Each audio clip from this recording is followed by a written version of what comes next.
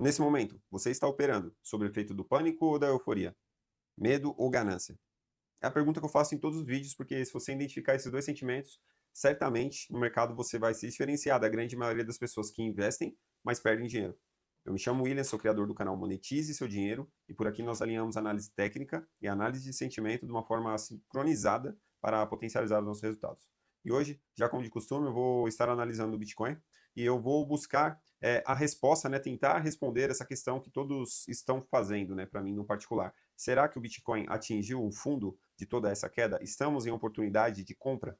É bear market? Ainda estamos no bull market? O que isso muda nos nossos investimentos? E eu vou tentar trazer também um pouco da correlação do Bitcoin com a Nasdaq, com o ouro, com a prata, essa correlação para tentar entender se estamos em um momento de oportunidade de compra do Bitcoin também e tentar buscar essa resposta. Legal? Eu vou analisar o sentimento, regiões de liquidação, região que o preço tende a ser atraído para liquidar as pessoas, e de modo geral é isso. E sem mais enrolação e sem vinheta, vamos para a análise de hoje. Eu quero já começar aqui então, de cara já trazendo os indicadores de sentimento. Ao meu ver, os indicadores de sentimento, principalmente esses aqui do Coinalyze, eu não estou muito contente, né? Para quem está apostando em uma alta, para quem está mais posicionado, eu particularmente estou com 70% posicionado no mercado, eu gostaria ainda de ter mais caixa, só estou com 30%, 33% de caixa aproximadamente, então eu gostaria, obviamente, um movimento um pouco maior de alta, um pullback maior.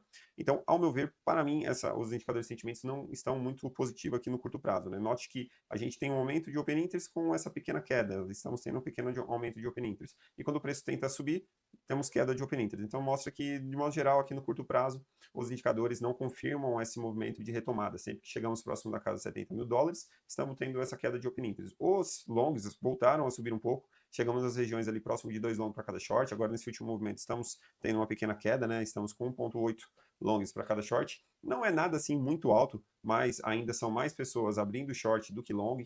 Abrindo long do que short seria ideal para acreditar em um movimento mais forte aí de retomada do preço. As pessoas precisavam de estar um pouco mais negativa, abrindo mais shorts, e não é o que está acontecendo.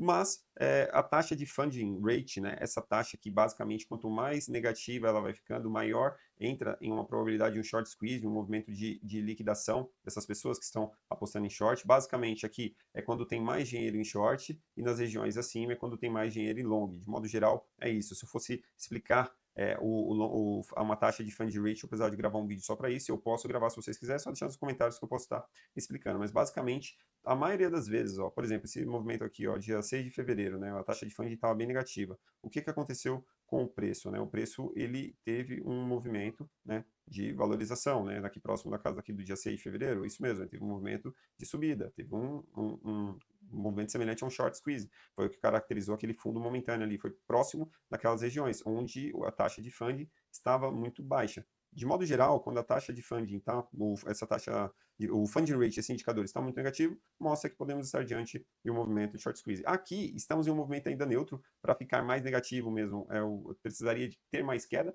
mas só o fato de estar neutro aqui e ainda assim um pouco abaixo mostra que a maior parte do capital ainda está alocada em short. Então, quando eu vejo esse movimento, essas probabilidades, embora eu veja muita gente longando, o dinheiro maior ainda está em short. Então, isso me faz acreditar que podemos estar diante de um short squeeze. E eu vou mostrar isso um pouco mais à frente no vídeo para vocês. Esse indicador, o CVD, né, o CVD Spot, mostra que está tendo uma boa força, né, vendedora, né, abrindo mão das suas posições, e é isso que também de fato está empurrando o preço para baixo. Nota como quando tem um pequeno movimento de impulso do spot, né, movimento de subida, né, as compras, basicamente o preço já corresponde junto, então essas compras spot elas alavancam bastante o preço, elas trazem força para o movimento de alta, e basicamente o que está acontecendo agora, elas estão meio que lateralizando, não está tendo esse mesmo incentivo que teve aqui em movimentos mais extremos ali, próximos ao que foi estabelecido o fundo momentâneo ali em 6 de fevereiro. Então, de modo geral, os indicadores de sentimento não estão muito positivos. Embora eu tenha uma taxa de funding ainda negativa, eu vejo também os long e short começando a cair, mas eu preciso que tenha mais entrada de open interest na alta, eu quero ver mais pessoas abrindo short. De modo geral, quando eu olho no tempo gráfico maior, ó, no diário, eu noto que toda essa queda está sendo alinhada de fato com a queda do open interest. Então, isso é positivo, isso é legal. Os longs e shorts também estão caindo quando eu vejo num padrão mais amplo aqui no diário. Estávamos com 3 pontos long 3,3 long para cada short, agora estamos já praticamente na metade disso, então isso também é positivo, né? Então isso num tempo gráfico maior está legal, está positivo, porém nos tempos gráficos menores ainda vejo ainda essa divergência e precisa dessa melhora. Precisamos que o preço volte a subir, que tenha entrada de open interest, não como estamos tendo agora essa queda, né? E mais queda de long shorts. Então enquanto esse movimento estiver assim, eu não consigo estar otimista, confiante para uma retomada, para um rompimento desse 70 e quem sabe buscar regiões mais acima, que eu vou trazer na próxima parte do vídeo. Esse indicador é um indicador que eu gosto muito, que eu acompanho muito, que é basicamente isso aqui é o gráfico do Bitcoin, né, o preço do Bitcoin, e esse aqui é o gráfico, né, das compras até 1K. Então, note que as compras até 1K, ou seja, as sardinhas estão comprando bastante esse movimento de queda, desde as regiões aqui que perdemos os 90 mil dólares, né, o preço caiu de uma maneira significativa, rápida, e as sardinhas voltaram a comprar, as sardinhas estão comprando bastante todo esse movimento de queda. O que seria ideal? O que seria ideal é que nós víssemos um movimento semelhante a esse aqui, ó. As sardinhas, nesse movimento aqui, no dia 25 de novembro, ó, começaram a abrir mão das suas posições, começaram a vender um pouco. Nota que quando elas começam a vender um pouco, automaticamente o preço tende a ir a um movimento contrário, né? Parece que não dá, é como se fosse água e óleo, não dá para você misturar as sardinhas comprando com o preço subindo. Então, basicamente, é a mesma coisa quando é ao contrário. Quando o preço está caindo, via de regra, as sardinhas estão comprando e quando isso acontece, a queda é mais forte. E quando o preço volta a subir, via de regra, as sardinhas estão vendendo, porque basicamente elas sempre estão comprando nos lugares errados, né? E quando isso não acontece, quando nós temos um movimento de queda do preço, com as sardinhas também vendendo, via de regra, essa queda está próximo de ser estancada. Assim como o preço sobe muito rápido, e se as sardinhas estiverem comprando esse movimento de subida, via de regra vai formar alguma armadilha ali. Se as sardinhas continuarem a comprar, de fato, vai formar uma armadilha ali e vai ir o preço contrário, né? Diversas vezes eu tenho esse exemplo. Eu vou pausar o vídeo aqui para mostrar para vocês como aconteceu em 2021, para ficar um exemplo mais prático. Só um momento que eu vou pausar para o vídeo não ficar muito. Vamos lá, agora nós estamos aqui em 2020, né? Agosto de 2020. Nota que agosto de 2020, né, para julho, as sardinhas, né, estavam vendendo bastante das suas posições, e olha como o preço vai na força contrária a o que essas ordens de 1K são executadas, né, até 1K. Então, basicamente, quando o preço sobe numa direção ao topo, né, com as sardinhas vendendo, né, como foi aqui nesse movimento, elas estavam vendendo bastante, basicamente o movimento tende a ser validado. Mas, quando elas começam a comprar, ó, nesse gráfico aqui, laranja, nota que elas voltaram a comprar, exatamente aqui, ó, perto do topo. Ó, elas voltaram a comprar, olha o que o preço aconteceu logo em seguida, ó, basicamente, em agosto de 2021. O preço começou a cair e as sardinhas estavam comprando toda essa queda. Então, o que seria interessante? Que nós víssemos mais sardinhas abrindo mão das suas posições. E aí, não é o que está acontecendo agora, elas estão comprando bastante, como eu mostrei agora há pouco. E, basicamente, todo o bear market, né, de 2021, o preço ainda teve um repique, subiu novamente aos 69 mil, e, basicamente, as sardinhas não estavam vendendo. Ó. Olha esse gráfico aqui, elas meio que estavam acumulando, lateralizando, algo do gênero. Mas, de fato, não estavam vendendo, né? Estavam vendendo até que pouco. E, logo em seguida, o preço desaba, elas começam a vender ainda, mas nota que não é aquela venda, não é eles não estão de fato abrindo mão dessas posições, é uma venda ainda bem tímida, ó, lateralizou boa parte do ano de 2022 com as quedas do preço, até atingir os fundos aqui, ó, próximo dos 15 mil dólares, né? E aí sim, olha como entrou o pânico, foi instaurado nas sardinhas, né? Nesse gráfico aqui de baixo, nota que a queda foi muito mais significativa, elas começaram a vender com muito mais força, ó. E aí, como elas começam a vender, em via de regra, elas estão vendendo nos lugares errados, olha como elas começaram a vender bastante. O preço começa a trazer um respiro, volta a subir, e aí que nós começamos o bear market, ou bull market, que estávamos, e ao meu ver, ainda estamos, e eu vou mostrar para vocês na próxima parte do vídeo. Mas nota aqui, ó, o preço tende a continuar subindo, ó, e elas abrindo mão das posições, vendendo. Por quê? O que é isso daqui? Isso daqui é basicamente as pessoas tentando cravar um topo, tentando cravar, não, daqui dos 30 mil dólares não vai passar, daqui dos 44 mil dólares vai passar. Então as sardinhas estão vendendo, acreditando que vão poder comprar o Bitcoin a preços de banana, por exemplo. Eu lembro como se fosse hoje, quando o Bitcoin bateu os 18 mil dólares, todo mundo falou, quando bateu os 15 mil dólares, todo mundo falou que ele ia voltar aos 7, todo mundo falou que ia voltar aos 5, ouvi falar que ia voltar aos 9, e aí muitas pessoas deixaram de comprar para comprar para comprar 10, 20% mais barato às vezes, e perderam uma alta do preço que saiu dos 15 mil dólares até os 126 mil dólares. Às vezes você quer comprar 20% mais barato, que seja um terço mais barato, 30% mais barato, e perde uma valorização de muito mais que esses 20% seu, e que você está buscando. Quando você analisa, eu vou mostrar aqui, por exemplo, quem deixou de comprar aqui nas regiões dos $15.000, acreditando que ia comprar na casa dos $7.000, $9.000, perdeu uma valorização aqui ó, de 700%. Você entendeu? Então, muitas das vezes é o que acontece. As sardinhas estão cravando o topo, pensando que vai poder comprar 10, 5%, 10%, 20% mais barato, e aí o preço continua indo contra ao que a maioria está apostando. Mas não é o que está acontecendo agora. Nota que o preço caiu e as sardinhas estão comprando. Então, eu preciso, primeiro ponto, para eu voltar a ficar um pouco mais positivo em relação à alta, eu preciso ver elas um pouco mais pessimistas, abrindo mão de suas posições, começando a vender num movimento contrário, com o Bitcoin subindo, aí eu volto a ficar mais otimista com a valorização do ativo. No entanto, por enquanto, eu ainda vejo o Bitcoin ainda patinando, tentando buscar essas regiões aí, eu ainda não estou muito confiante, embora exposto, eu não estou muito confiante ainda com esse movimento de retomada. Quem sabe ainda é necessário um flush maior, uma queda novamente para deixar as sardinhas mais negativa, ou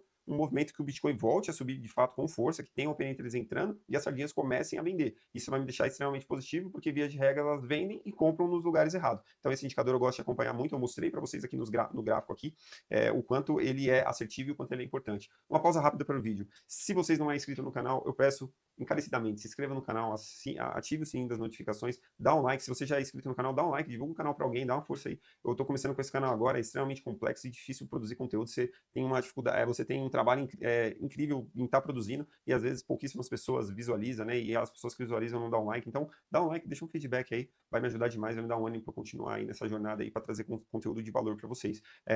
Nas minhas redes sociais também, a rede social eu estou começando agora, é nova, então se inscreve lá, é @monetize seu dinheiro _, eu vou deixar o link aqui das minhas redes sociais também aqui na descrição. Eu recomendo fortemente que vocês se inscrevam lá e que lá eu sempre estou postando também insights interessantes sobre o mercado de criptoativo, sempre focando no longo prazo, sem falsas promessas, sem querer pagar de guru aqui na internet, que eu acho que já tem muitos desses e eu acho que não tem mais espaço para mim. Eu, honestamente, não é a minha praia também querer ficar sendo dono da razão ou pagando de guru de fundo de movimento, topo de movimento. Eu acho que é mais importante, como eu sempre trago aqui, que você tenha uma estratégia para você tomar as suas ações com base na sua estratégia e não com base no seu achismo. Independente se o preço vai subir ou cair, você tem uma estratégia clara de investimento. Legal? Então, vou dar continuidade no vídeo e também vou tentar concluir o mais rápido possível aqui, para o vídeo não ficar muito longo. Eu ainda acredito que existe uma boa probabilidade de um movimento de short squeeze nas regiões acima, eu sempre tenho trazido aqui, quando eu analiso essa ferramenta aqui do CoinGlass, eu consigo ver nos últimos 6 meses, eu tenho muito mais liquidez acima, quem me acompanha aqui no canal via antigamente que tinha muito mais liquidez abaixo, por isso que teve esse movimento de long squeeze, só que agora eu vejo muito mais liquidez acima, quando eu vejo aqui até o preço na casa dos $93.000, nós teríamos mais de 13 bilhões de liquidação acumulada de short, seria um movimento de short squeeze absurdo, né? Que liquidaria muitas pessoas. E, de fato, não mudaria ainda uma tendência que estamos. O preço pode muito bem voltar a subir aqui, liquidar essa galera e vir perder os fundos dos $60.000. Seria totalmente normal, porque isso aqui seria somente um movimento de short squeeze. Então, eu acredito que existe essa probabilidade, né? Eu acredito nessa possibilidade, porque se o preço vir cair até a casa dos $50.000, basicamente nós teríamos 1 bilhão de liquidação de long, 1,7 bilhão. Sendo que nas regiões acima nós teríamos muito mais, né? Então, se o preço cair para as regiões de 53, nós teríamos 1,7 bilhões. Se caísse, subisse para essas regiões aqui, ó, que é basicamente a mesma porcentagem de subida, até a casa dos $80.000, nós teríamos 5 bilhões praticamente de liquidação. Então, eu acredito sim nessa possibilidade de um movimento de short squeeze nessas regiões acima. Também temos aqui, ó, quando vejo níveis de alavancagem em até 100 vezes, até a casa dos $80.000, né? Quando eu pego os últimos 6 meses, eu tenho também 2,5 bilhões de alavancagem desses níveis altos, né? De 25, 50 e 100 vezes, quando que abaixo eu tenho bem menos, né? Eu não tenho nem 1 bi. Então, eu vejo sim essa probabilidade de liquidação dessas regiões acima. O mapa de calor também, ele tende a mostrar regiões magnéticas, né, de atração do preço. Então, mapa de calor de liquidações do ativo, né. Quando eu pego aqui no tempo gráfico aqui de 6 meses também para excluir um pouco do ruído, eu vejo muita liquidação nas regiões acima, no caso aqui próximo dos $100.000, nota que é bem atípico, bem acima da média. Então, quando que aqui embaixo foi varrido toda a liquidez do mercado, aqui acima eu já tenho algo significativo na casa dos $85.000, na casa dos 93 e na casa dos 98 seria as regiões mais extremas que eu acredito que o preço tem sim chance de estar buscando e eu vou mostrar aqui no gráfico para vocês. Basicamente, se eu pegar uma retração aqui de Fibonacci, né, do diário, quando eu traço uma retração em níveis mais conservadores possíveis, pegando lá da região de cima, né, da última queda, onde atingimos ali próximo dos 98. O Bitcoin, se ele subir até a casa aqui dos $85.000, seria simplesmente até um pullback, não significaria nada mais do que isso. Ele para voltar de fato entrar em uma tendência de alta aqui no diário. O interessante seria pelo menos um pivô de alta acima dessas retrações, ele pelo menos estancaria todo esse movimento de queda, né? Estancaria todo esse movimento de queda que tivemos. E para de fato voltar a uma tendência de alta, o ideal fosse que rompesse as médias nesse período do diário, que tende a mostrar a saúde do preço. Então, desde que perdemos essas regiões aqui, no 107, nós só temos tido quedas bem significativas, tentou um reteste aqui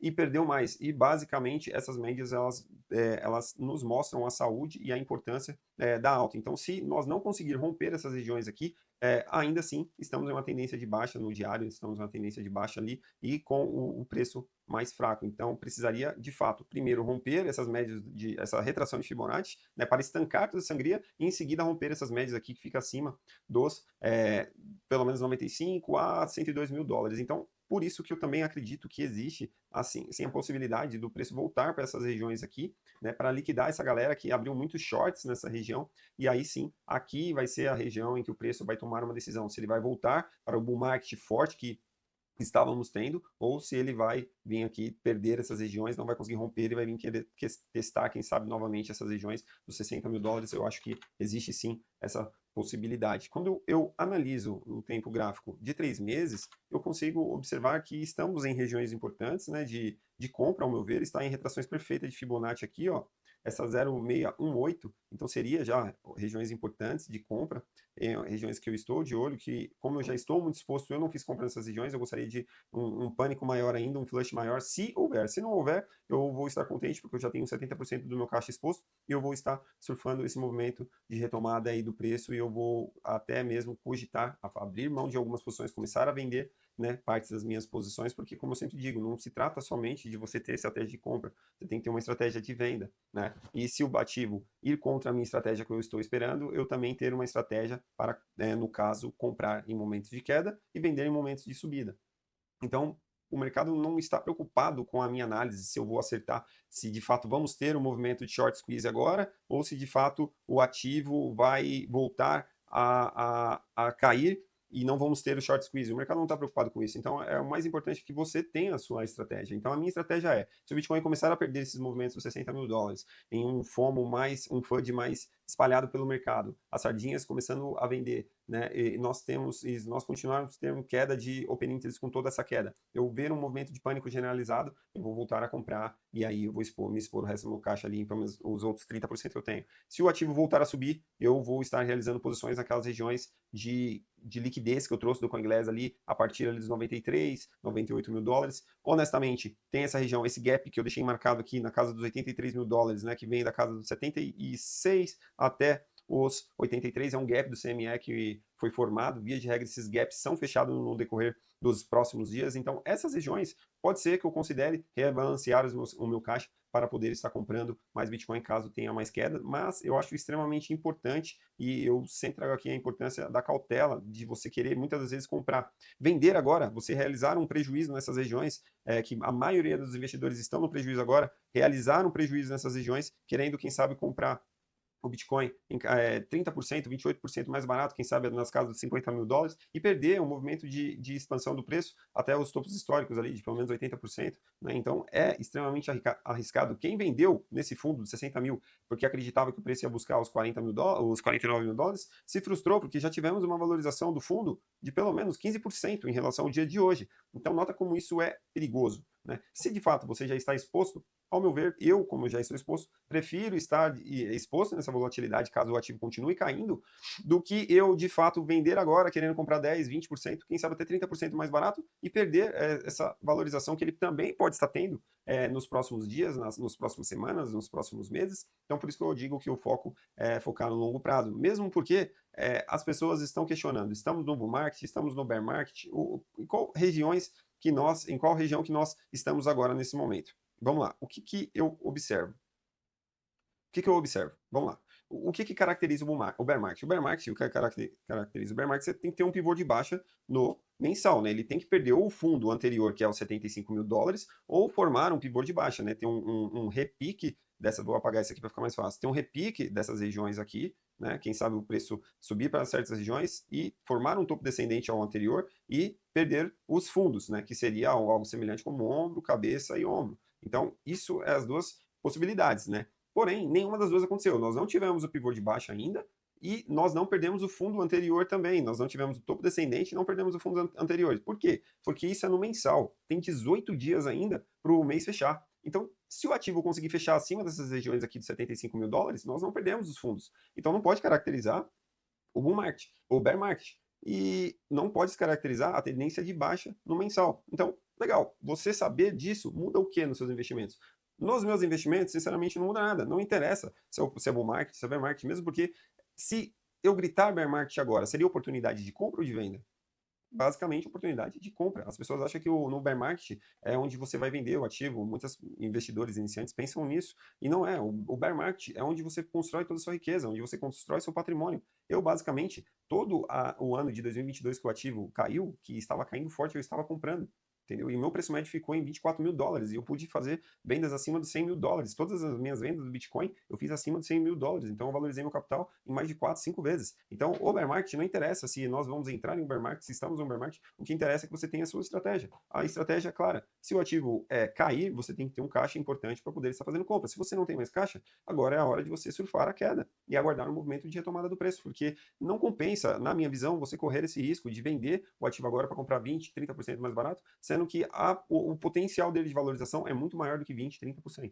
Então, e aí corre-se o risco de você querer comprar nessas regiões, como muitas pessoas fez isso em 2022. Eu vi muitas pessoas falando que não iria comprar e aguardar o Bitcoin a perder os 15 mil dólares, voltar ali para casa dos 9 mil dólares e a comprar novamente ali, e todas essas pessoas perderam esse movimento de alta, não surfaram toda essa alta do Bitcoin. Então, ao meu ver, faz muito mais sentido eu estar exposto nesse momento, e eu ainda tenho 30% de caixa, e eu vou estar comprando novamente se perder esses fundos. Se o Bitcoin voltar a subir essas regiões, fazer o short squeeze, eu vou vender parte das minhas posições, até para fortalecer o meu caixa, e de repente fazer novas compras em um movimento de um flush maior que pode ocorrer ou não. Se não ocorrer, eu vou estar exposto ainda no mercado, vou estar surfando. Nota que o ativo, isso aqui, quando a gente pega como exemplo, 2021, né?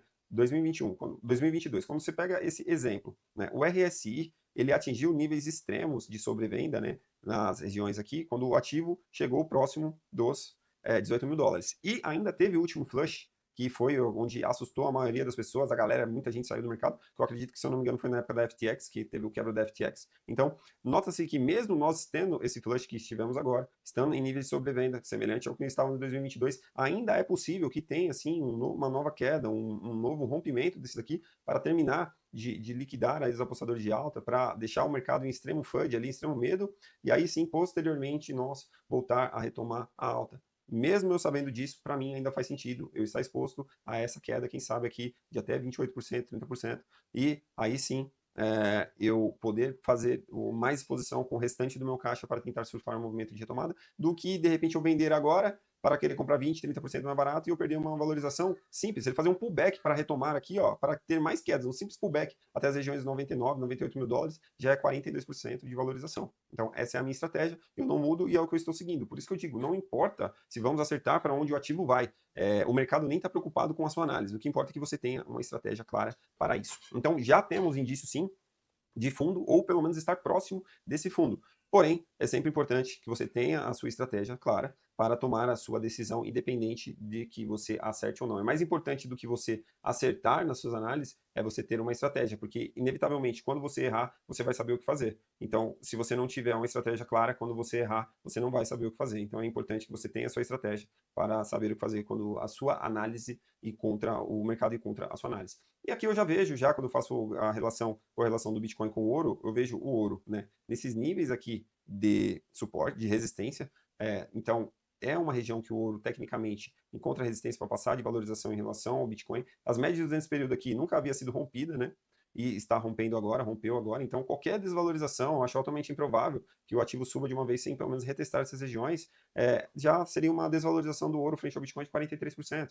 Entendeu? Eu acredito que existe essa possibilidade nos próximos dias. Eu tenho trazido algumas vezes já aqui, ó, o RSI está sobrevendido, né? Sobrecomprado, assim como estava aqui também, ó, e posterior, o ativo teve essa desvalorização diante do Bitcoin, né? Ou seja, basicamente o dinheiro do ouro migrando para o Bitcoin. Eu vejo essa correlação, existe essa mesma correlação também. Perdão, esse aqui que eu estava passando aqui era da prata, né? Agora que é a do ouro.